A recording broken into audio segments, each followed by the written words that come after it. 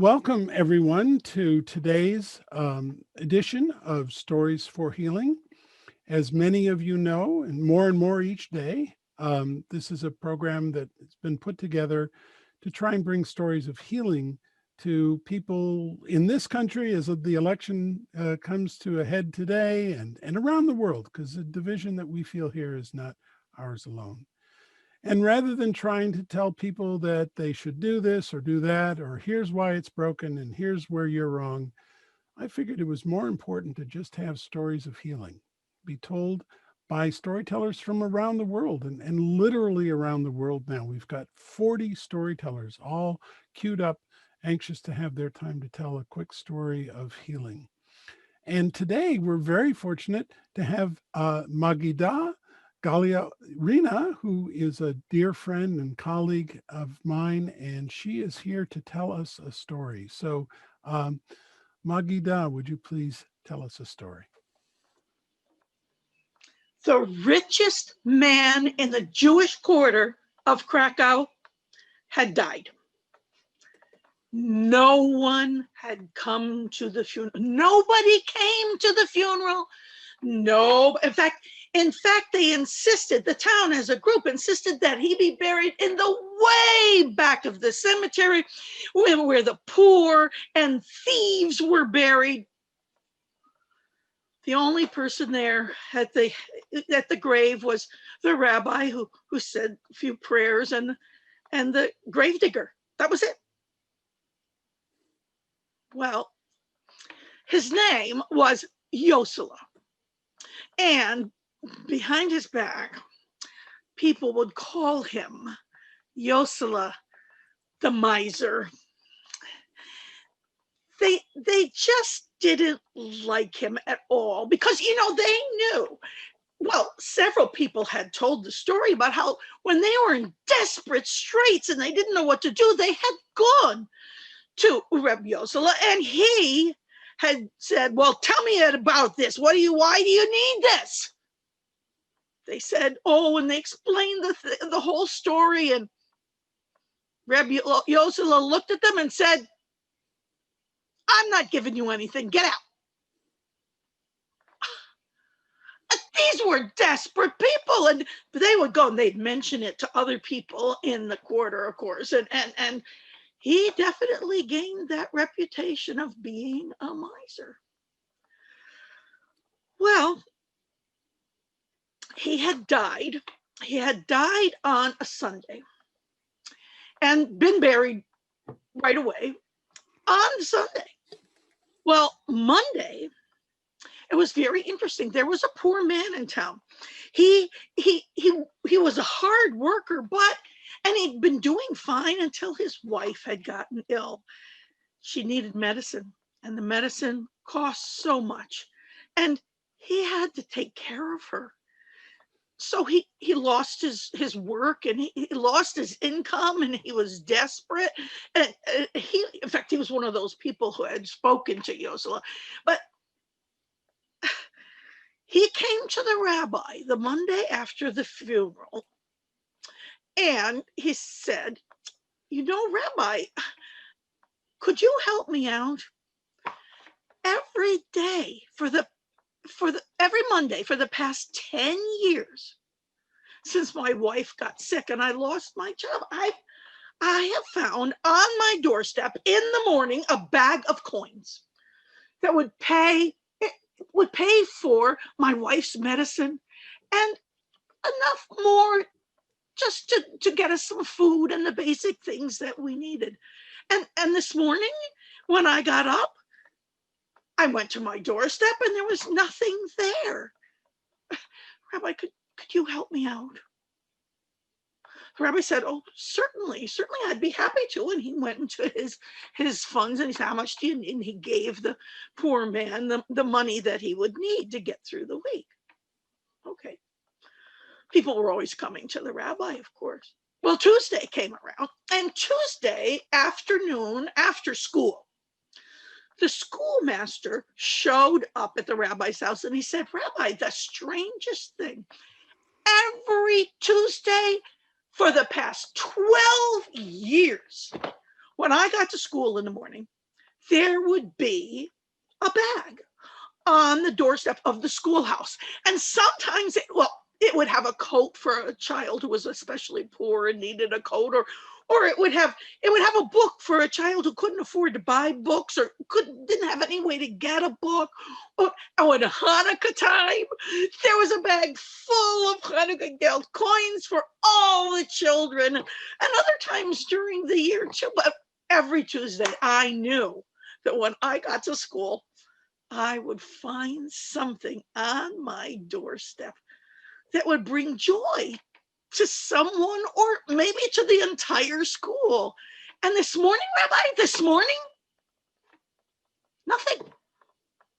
It's just strange, isn't it, Rabbi? It's just very strange. And the rabbi listened and he said, was there a child that especially needed something this week? And the schoolmaster said, well, actually, yeah, Shlomo really needed a pair of boots. They're all worn out, the ones he has. So the rabbi gave him the money to get for Shlomo a pair of boots. Well, Wednesday came along, and on Wednesday, a poor widow came to the rabbi's door and knocked on it. She'd been a widow for a very long time. She said, Rabbi, it's cold out, and it's Wednesday, and every Wednesday for the past 15 years since my husband, bless his name, died, on Wednesdays during the cold weather, there would be a big bag of coal for my furnace, and it kept me warm all week long. And this morning there was no coal, and I'm cold. Can you give me some money to buy some coal? And the rabbi said, of course, and gave her the money. And then Friday came, and this time it was the shamus, the caretaker of the synagogue. He showed up and he said, Rabbi, for as long as I can remember, when I got the synagogue on Friday mornings, there was on the doorstep, there was the wine that we would use, and there were candles, and there was some food for if there was anybody who was spending the night in the synagogue, there was food for them. And when we needed a new roof on the synagogue, there was a bag full of coins and a little note saying for the new roof. But today, nothing. And the rabbi said, well, I have some wine. Let me get you some wine and candles, and you can take those. Is anybody staying? No. Okay, here are the wine and the candles. Okay, no problem. And later he went to services that night, and they had their service, and he went home, and he's thinking,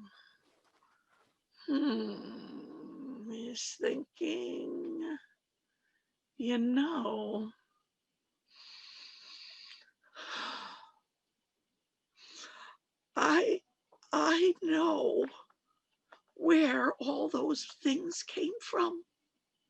They came from Yossele. And now that he's gone, I don't have them anymore. I can't. He was so upset. I said, what am I going to do? We didn't show him anywhere near the respect that he deserved, this good man. We couldn't see who he was and the difference that he made in our quarter of Krakow. And it's just not right. We have to do something. And the next morning at synagogue, he spoke to the congregation and he said, we must go and mourn Reb Yossele. All the congregation, as soon as Shabbos is over, we are going to go to the cemetery and we are going to say prayers for Reb Yossele, who was a wonderful, wonderful man, who took care of us, who clothed the hungry, clothed the cold and the poor, and fed the hungry, and cared for so many of us in this town, and we didn't even know it. Think about it. Did you receive something and not really know where it came from? It was probably from Rabbi Yossele. Well, all the people started thinking and thinking and thinking. And that evening, after the end of Sabbath, they all walked, the whole village somberly walked to the cemetery, and they said prayers for Rabbi Yossele. And as they walked back home, they felt different. And that night, the rabbi had a dream. And in the dream, there was great light filling the room. And there was Rabbi Yossele in the light all around. And the rabbi said, "Oh my goodness, I'm so sorry for the way everyone treated you. And he said, no, don't worry about it. I'm afraid I've come to ask you a favor, Rabbi." And the rabbi said, "Of course, anything I can do." And Rabbi Yossele said, "Well, under my bed in my house, there's a great chest, and it's full of golden coins. I would like you to take those coins and take care of the poor widow and who needs the coal, and the poor man whose wife is so sick, and the school, and take care of all of this. Anything else that you see that needs to be done, please use that money for them." So the rabbi said, "Oh, certainly, I'd be happy to do that. I will be happy to." And then he couldn't help himself. He said, I have to ask you, Rabbi Yossele, what is heaven like?" And Rabbi Yossele said, "Well, it's amazing here. It really is amazing. In fact, it's heavenly." But there's one thing that it doesn't have. And the rabbi said, "What?" He said, "Well, when I was alive, I got so much pleasure out of helping other people, and they're not knowing. It was wonderful. And there's nobody here who needs anything." And then he went away, and the dream was over. Well, the townspeople had been thinking too, and they realized how much he had done. Rabbi Yossele, the miser. It really opened their eyes. They looked around, and they saw, I could help that person over there, and maybe I should help that person over there. And that person, he stole something, but maybe he stole it because he really needed help. If I help him, maybe he won't need to steal anymore. And so the eyes of the whole town were opened, thanks to Rabbi Yossele, the miser. Well, I like that story, but I especially like it because if you go to Krakow, there is in Krakow the Rinah Cemetery, and you can go and you can find the grave of Rabbi Yossele, the miser, but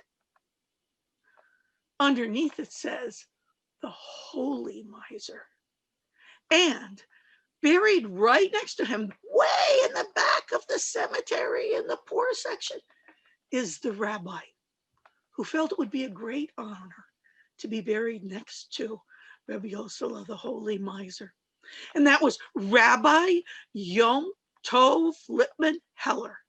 So when you go, the next time you go to Krakow, you should definitely go for a visit. I plan to.